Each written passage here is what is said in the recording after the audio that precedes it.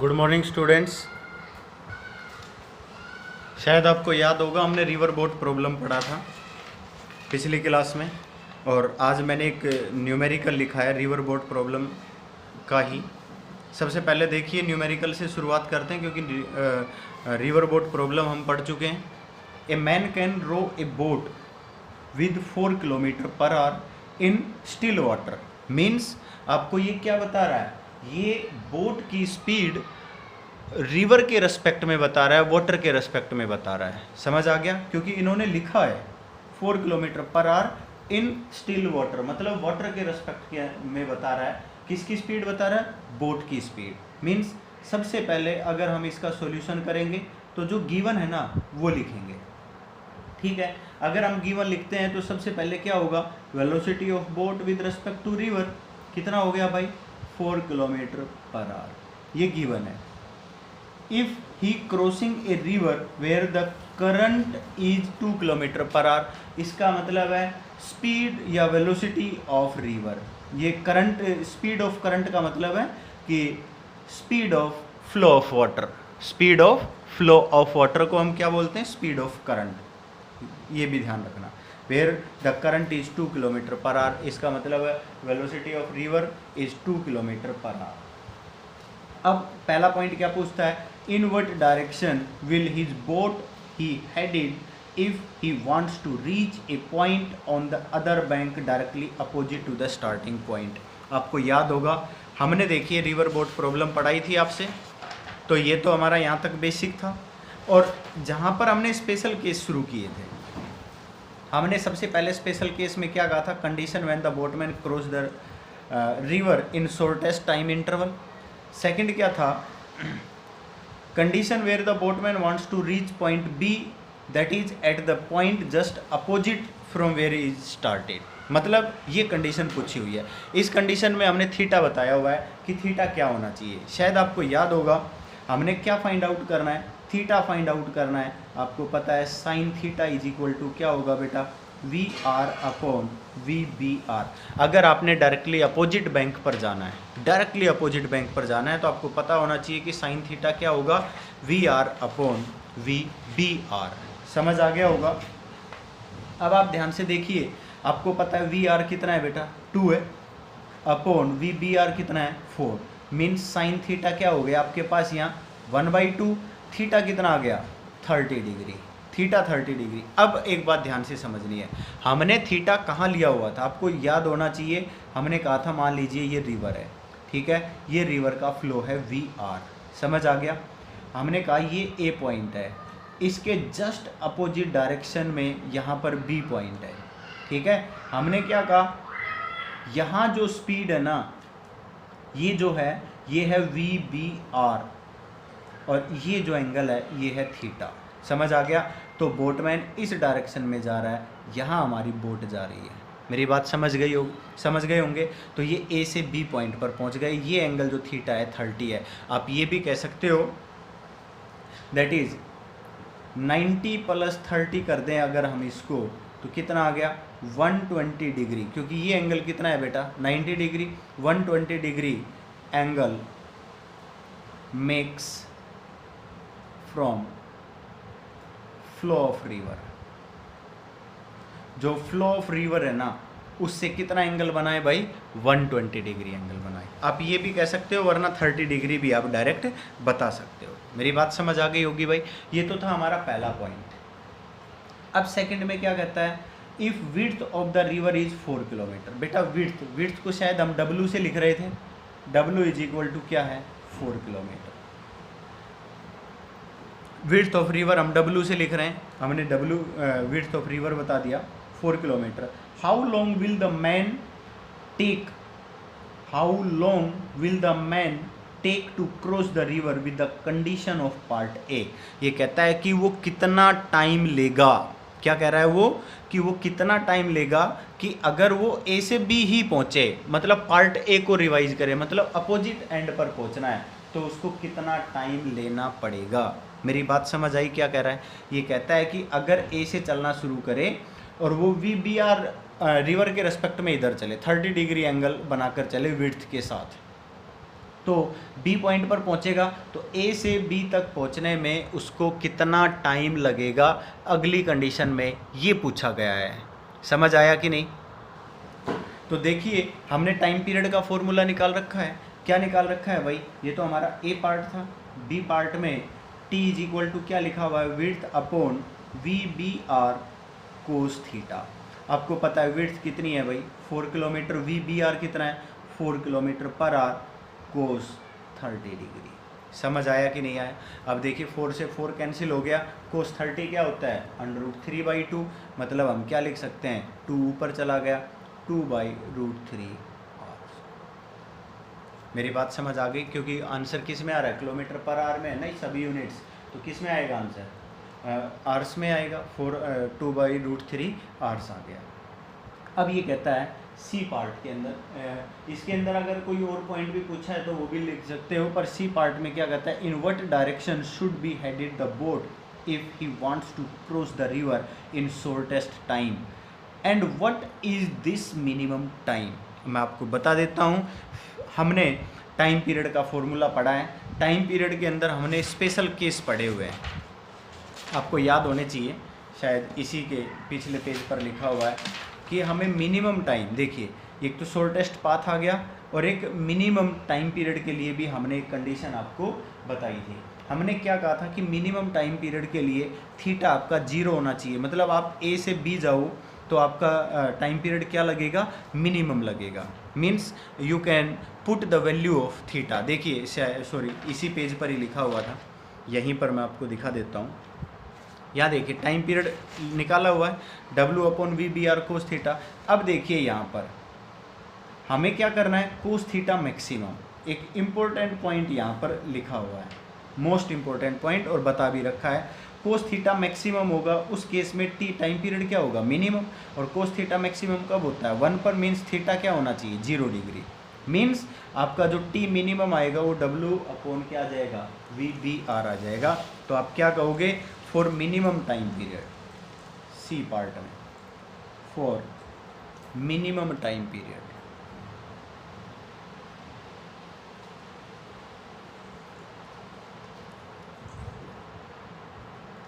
Put theta is equal to 0 degree. समझ आ गया? कोस 0 क्या होता है भाई? कोस 0 डिग्री 1 होता है। ये वैल्यू 1 पुट करेंगे कोस 0 डिग्री की। इसी फॉर्मूले में तो t is equal to T minimum आएगा, और टी मिनिमम क्या आएगा भाई? W/V/BR which is equal to क्या आ जाएगा बेटा? 1 आवर, क्योंकि ये भी 4 है और ये भी 4 है। ऊपर है 4 किलोमीटर और ये 4 किलोमीटर पर आवर। तो ये कितना टाइम आ गया? 1 आवर आ गया। ये मिनिमम टाइम पीरियड है। समझ आ गया? अगर हम उसको परपेंडिकुलर क्रॉस करेंगे, रिवर फ्लो के परपेंडिकुलर, आप ये भी कह सकते हो we cross river perpendicular to flow, then we take minimum time.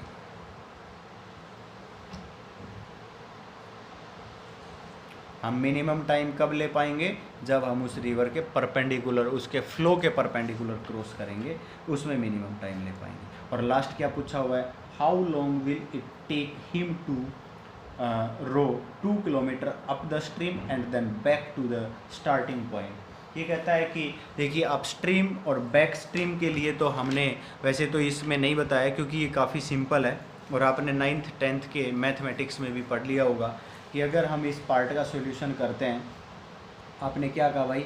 इधर तो आपने बता दिया भाई रिवर फ्लो है VR। अगर अप स्ट्रीम जाते हो, देखिए एक होता है अप स्ट्रीम, एक होता है डाउन स्ट्रीम। मेरी बात समझ रहे हो? अप स्ट्रीम का मतलब होता है कि आप फ्लो की डायरेक्शन में जा रहे हो। फ्लो की डायरेक्शन में जा रहे हो तो ये भी आपके पास इधर हो गया, मतलब आपका जो रिजल्टेंट होगा वो इन दोनों का क्या हो जाएगा? सम हो जाएगा। अगर आप फ्लो के अपोजिट डायरेक्शन में जा रहे हो तो उसको बोलते हैं डाउन स्ट्रीम, या आप V/BR डायरेक्शन इधर है और VR इधर है। मेरी बात समझ आ गई? तो अप स्ट्रीम के फ्लो में 2 किलोमीटर जाना है और डाउन स्ट्रीम में 2 किलोमीटर जाना है। तो ये कहता है कि what is the time taken, then time taken is equal to, हम क्या कहेंगे? A से B, मान लीजिए आप यहाँ से यहाँ तक चले गए, फिर वापस वहाँ चले गए, आपने कह दिया कि ये पॉइंट C है और ये D है। सी से डी आपने क्या बताया 2 किलोमीटर, सी से डी गए तो आप क्या कहोगे, अपोजिट डायरेक्शन में जा रहे हो, तो यहाँ पर जो रिलेटिव वेलोसिटी है वो क्या हो जाएगी बेटा, जो आपकी बोटमैन की वेलोसिटी है उसमें से रिवर वेलोसिटी क्या हो जाएगी माइनस, क्योंकि आपको पता है आप फ्लो के अपोजिट डायरेक्शन में जा रहे हो। और जब आप डी से वापस सी जा रहे हो, मेरी बात समझ गए, तो आपकी स्पीड क्या हो जाएगी, प्लस हो जाएगी, क्योंकि इसमें आपका रिवर फ्लो और आपकी स्पीड दोनों की दोनों ऐड हो जाएंगी। मेरी बात समझ गए। तो आप सबसे पहले सी से डी आए, अपस्ट्रीम डाउन स्ट्रीम आए, एक सी से डी अपोजिट आ रहे हो, तो अगर आप अपोजिट आ रहे हो तो वेलोसिटी क्या होगी, displacement upon velocity V B R minus V R, plus time period, फिर डी से वापस सी जा रहे हो तो अब डी सी, ये कितना हो जाएगा, अब आपकी स्पीड क्या होगी, V B R plus V R हो जाएगा। आप 2 किलोमीटर इधर आए थे, अब देखिए वी बी आर कितना लिया हुआ था आपने 4, वी आर कितना लिया हुआ था 2, तो कितना हो जाएगा भाई 4 माइनस 2 प्लस 2, वापस चले गए 4 प्लस 2। अब देख लीजिए t इज इक्वल टू कितना आता है, यहाँ पर हम देखेंगे तो यहाँ तो 1 हो जाएगा, यहाँ क्या हो जाएगा भाई 1/3, तो 1 प्लस 1/3 कितना आ गया 4/3 समझ आ गया। तो इस तरह से हम उसका टाइम पीरियड निकाल देंगे। ये तो आपने 9th 10th में भी पढ़ा होगा अपस्ट्रीम डाउन स्ट्रीम का मैथमेटिक्स के अंदर, समझ आ गया। तो ये हमारी रिवर बोट प्रॉब्लम थी। अब एक प्रॉब्लम आती है एयरक्राफ्ट विंड प्रॉब्लम। अब देखिए मैं आपको सीधा सीधा एक बात बता रहा हूँ, आपने जो फ्लो ऑफ रिवर था उसको रिप्लेस करना है फ्लो ऑफ विंड के साथ। मेरी बात समझ गए, जो फ्लो ऑफ रिवर था उसको किससे रिप्लेस करना है, फ्लो ऑफ विंड के साथ, और जो बोटमैन था उसको रिप्लेस करना है एयरक्राफ्ट के साथ। Means it is similar with, मैं लिख देता हूँ, this problem is similar with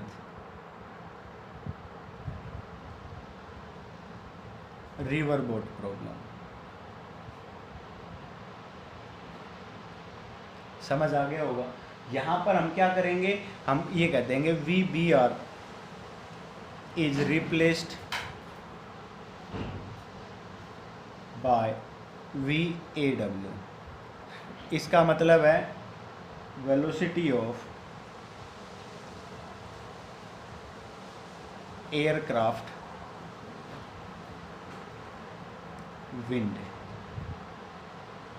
समझ आ गया होगा। विद रिस्पेक्ट टू विंड लिख सकते हो आप इसको, विद रिस्पेक्ट टू विंड। यहाँ था velocity of boat with respect to river. तो मैंने क्या कहा था, रिवर को किससे रिप्लेस करना है, विंड के साथ, रिवर को विंड के साथ और बोट को एयरक्राफ्ट के साथ। बस केवल और केवल ये डिफरेंस है और कुछ नहीं है, सब प्रॉब्लम सेम है। समझ आ गया। अगर मान लीजिए मैं कहूँ वी आर है, रिवर है, इसको किसके साथ रिप्लेस करना है, विंड के साथ। अभी बोला था क्या हो जाएगी, वेलोसिटी ऑफ विंड एयर। समझ आ गया होगा। अब और अगर हम मान लीजिए वी बी की बात करें तो इसको किससे रिप्लेस करना है, बोट है तो उसको एयरक्राफ्ट के साथ, V A velocity of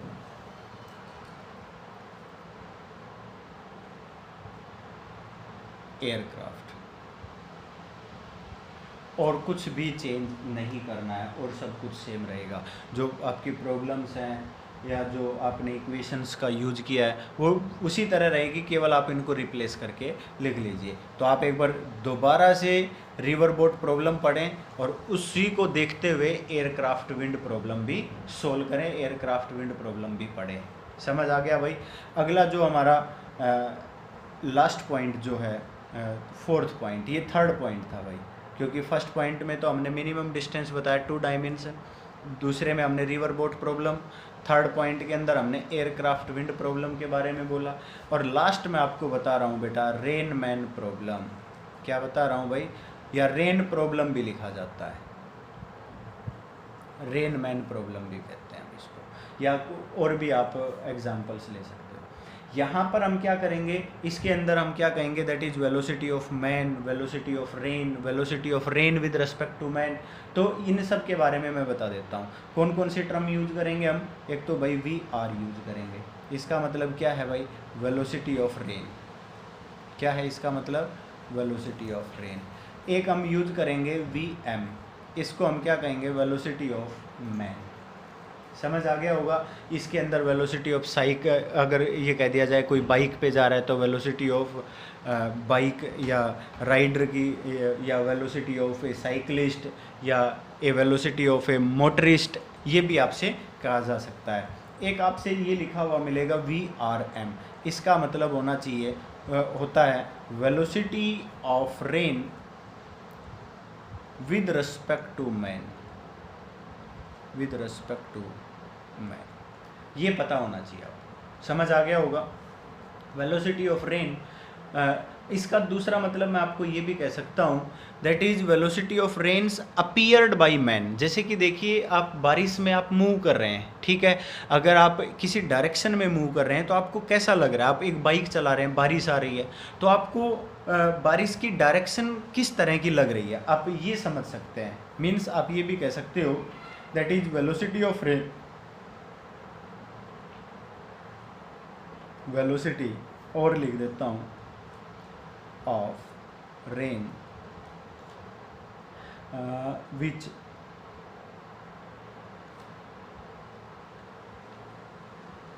appears to man. समझ आ गया होगा। Velocity of rain which appears to man, जो अपीयर कर रहा है उस आदमी को, या जो भी बारिश में मूव कर रहा है उसको किस तरह की वो बारिश नज़र आ रही है। समझ आ गया होगा। तो इसके बारे में मैं आपको बताता हूँ। देखिए हम, जैसे कि हम एक नॉर्मल एग्जांपल लेते हैं, हमने ये कहा कि भाई देखिए रेन की अगर हम बात करें तो वो किसी भी डायरेक्शन में आ सकती है, पर ज़्यादातर हम रेन को देखते हैं velocity of rain vertical downward होती है, बोलो होती है कि नहीं। और हमने क्या कहा, और जो वेलोसिटी ऑफ मैन है वो क्या है, हॉरिजॉन्टल डायरेक्शन है, वो तो ग्राउंड पर ही चलेगा। मीन्स हमने क्या कहा, velocity of rain vertical downward है और वेलोसिटी ऑफ मैन हॉरिजॉन्टल है, जो आपने कहीं पर भी किसी भी डायरेक्शन में बता दिया। अब देखिए मैं आपको ये बताना चाहता हूँ कि यहाँ पर मैंने लिखा velocity of rain which appears to man. जो ये मैन मूव कर रहा है इसको ये डायरेक्शन वर्टिकल डाउनवर्ड नज़र आ रही है या किसी और डायरेक्शन में अपीयर हो रही है, मैं केवल इसके बारे में बताना चाहता हूँ। मैंने क्या कहा, हमने क्या कहा भाई, velocity of rain with respect to man निकालना है तो हम क्या लिखेंगे भाई, V R minus V M. बोलो लिखेंगे कि नहीं। इसका मतलब अगर हम सीधा सीधा ये लिखें V R M, that is resultant of V R plus minus of V M. मतलब अगर मैं नेगेटिव डायरेक्शन ले लूँ वेलोसिटी ऑफ मैन की, that is minus of V M. बोलो आ गया कि नहीं। और अगर इन दोनों का रिजल्टेंट ले लूँ तो जो वी आर एम है वो इस डायरेक्शन में आएगा। बोलो आएगा कि नहीं। Means the man appears the direction of rain in this direction, that is आप ये कह सकते हो कि the rain appears is this, theta angle इधर ले लिया। इसका मतलब है कि अगर कोई भी मैन इस डायरेक्शन में जा रहा है और बारिश नीचे आ रही है, अगर वो भीगना नहीं चाहता तो वो क्या करेगा, अपना अम्ब्रेला इस डायरेक्शन में पकड़ेगा।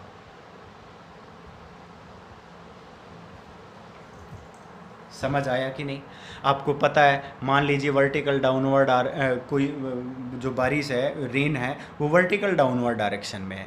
आप अम्ब्रेला लेकर किसी डायरेक्शन में जाते हो तो आप हमेशा ओवर द हेड नहीं रखते, एकदम आपके सिर के ऊपर अम्ब्रेला नहीं होगा। अगर एकदम आपके सिर पर अम्ब्रेला होगा तो आपके पैर भीग जाएंगे। तो आपको क्या करना पड़ेगा, अपने फेस से थोड़ा सा आगे करना पड़ेगा। और वो कितनी डायरेक्शन में करना पड़ेगा वो डिपेंड करता है कि आपकी जो वेलोसिटी है वो कितनी है। आप बाइक पर जा रहे हो तो शायद आपको अम्ब्रेला और भी ज़्यादा झुकाना पड़े क्योंकि बाइक की स्पीड ज़्यादा होती है। आप दौड़ रहे हो तो शायद थोड़ा कम, अगर आप पैदल धीरे धीरे चल रहे हो तो आपको और कम झुकाना पड़े। मेरी बात समझ आ गई। क्योंकि आपको पता है कि ये रिजल्टेंट इन दोनों का है, और रिजल्टेंट उसकी तरफ झुकता है जिसकी स्पीड ज़्यादा ये जिसका मैग्नीट्यूड ज़्यादा होता है। अगर आपने वी को बढ़ा दिया तो रिजल्टेंट उधर झुक जाएगा, अगर वी को कम कर दिया तो रिजल्टेंट इधर आ जाएगा। अगर रिजल्टेंट इधर आ गया तो आपका अम्ब्रेला ऑटोमेटिक ऊपर की तरफ आ जाएगा। मेरी बात समझ आई या नहीं? पॉइंट क्लियर हुआ या नहीं हुआ? तो मैं आपको क्या बताना चाह रहा हूँ कि यहाँ पर जो हम आपको बताना चाह रहे हैं इस रिजल्टेंट के बारे में बता रहे हैं कि ये जो एंगल थीटा है कि आप बारिश के साथ एंगल दिखाओगे कि हम वर्टिकल के साथ अम्ब्रेला को थीटा एंगल से झुकाना चाहते हैं। कितने एंगल से झुकाना चाहते हैं? थीटा एंगल से। अगर आप ये बताना चाहोगे और आप यहाँ पर डायरेक्शन को शो करना चाहोगे तो टेंजेंट थीटा बेटा यहाँ बना रखा है, तो क्या होगा बेटा? परपेंडिकुलर अपॉन बेस, तो क्या लिखोगे? V M upon V R. समझ आया कि नहीं आया? V M upon V R, theta is equal to tan inverse V M upon V R. Clear है? तो हमने यहाँ पर क्या फाइंड आउट कर दिया बेटा? एंगल भी फाइंड आउट करके बता दिया है। समझ आ गया होगा भाई?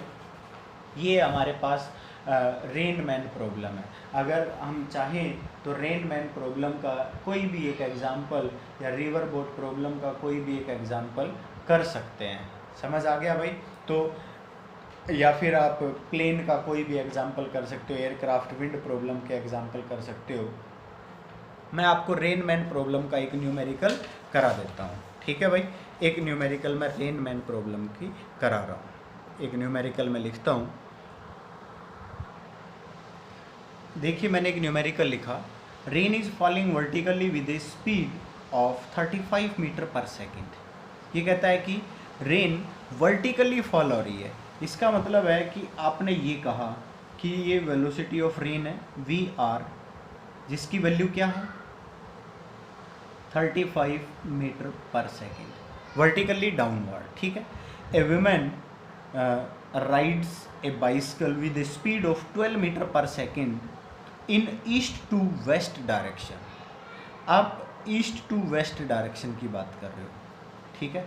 तो देखिए ध्यान से, आपने कहा नॉर्थ साउथ ईस्ट वेस्ट, मैंने इधर लगा दिया ईस्ट, इधर लगा दिया वेस्ट, और ये जो लाइन मैंने बनाई है ये यूं परपेंडिकुलर है। समझ आ गया होगा कि परपेंडिकुलर डाउनवर्ड जा रही है।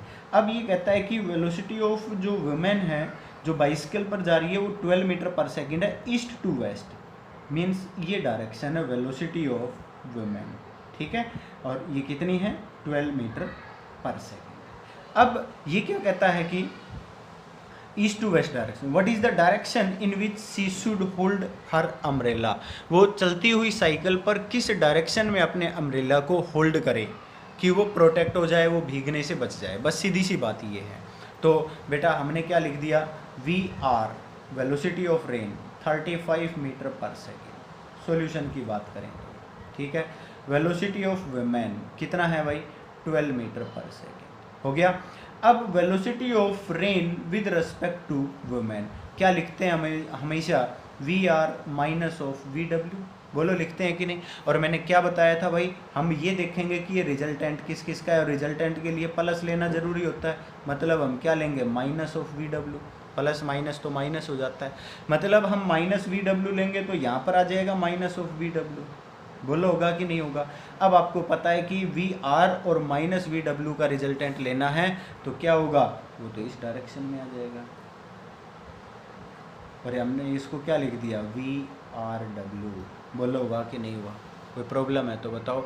Means she hold the umbrella in this direction. ये जो है इस डायरेक्शन में वो अपने अम्ब्रेला को होल्ड करेगी।